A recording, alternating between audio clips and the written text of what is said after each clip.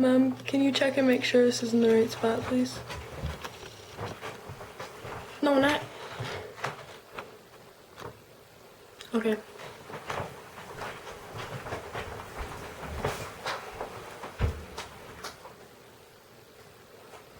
Good? Okay.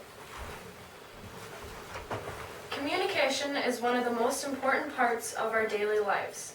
We use it all the time, at work, school, and home. Not only do we communicate with words, but also with our body language, which is called nonverbal communication. More specifically, I am going to talk about facial expressions. A lot of times, our facial displays are unconscious and we don't realize that we are doing it. Other times, we do it on purpose to display how we are feeling or to enunciate what we are saying. This raises a few questions. What exactly do our facial expressions show? Should we be conscious of what our facial expressions are showing? And how can we communicate better by using our facial display? Also, how can we read other people's facial displays? I am going to explain each of these questions right now. I will now talk about the first question. What do our facial expressions show? Our faces have the power to display messages without even saying a word. Our facial expressions are different than other nonverbal communication forms because facial displays of emotion are universal. They portray anger, sadness, joy, confusion, and all other emotions. Another interesting fact about facial expressions is that they cannot be faked and most of the time cannot be controlled.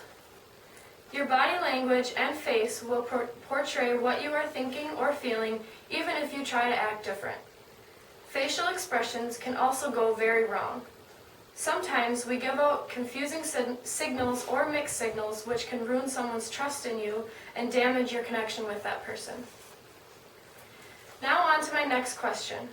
Should we be conscious of what our facial expressions show? Well, here's why it matters. All types of communication are important in our daily lives. Communication, nonverbal and verbal, are basically vital to survive. We use them all the time. Facial expressions, when read correctly, can help you understand better what the person you are talking to is feeling or trying to say. For example, if someone has trouble communicating or is not fluent in your language, their face and body language can help you understand what they are telling you. Like I said earlier, misread facial expressions can be damaging to a person's trust. On the contrary, it can also help build trust and connections with someone. Also, facial expressions can help show someone that you understand and care. There are 5 roles of nonverbal communication. The first is repetition, which means the expression can repeat what the person is saying. The second is contradiction, almost self-explanatory. It means the expression can also contradict what the person is saying. The third is substitution. The display can substitute for words. For example, the look in your eyes can display a more meaningful message than your words ever could. The next is complementing, which means the nonverbal message complements what the person is saying. Lastly is accenting. It can underline or accent the meaning of what the person is saying. As you can see, there are a lot of ways that nonverbal communication can help or hurt the way we communicate. That is why they are important in our lives. Now the next question. How can we communicate better by using our facial expressions? As told by Gene Siegel, PhD on helpguide.org, the best way to improve nonverbal communication is to learn how to manage stress in the heat of the moment. Stress compromises your ability to communicate effectively. When you are stressed, you can send out mixed signals and also you can misread other people's expressions. You can also lapse into knee-jerk patterns of behavior. Furthermore, emotions are very contagious.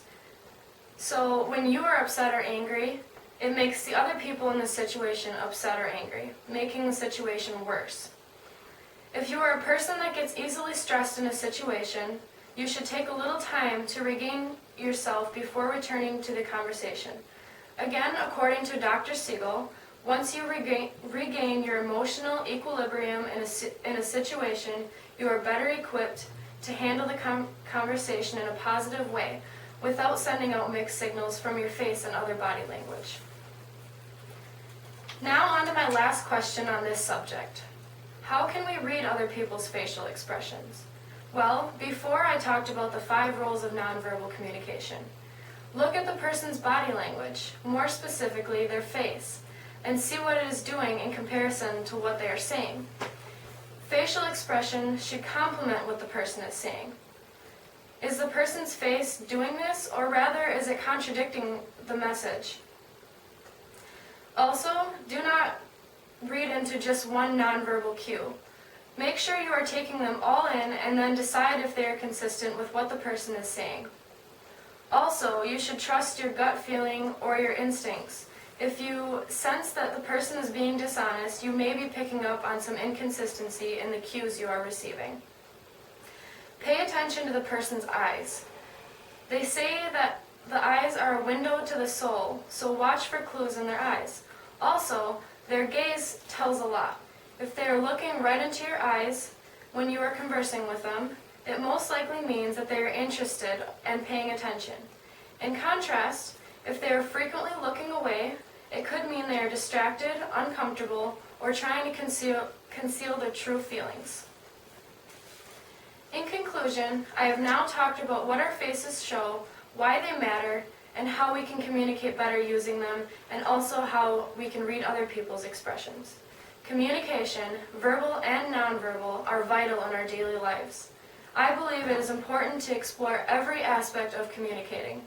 I hope you all learned something today and are able to use it in your own day-to-day lives.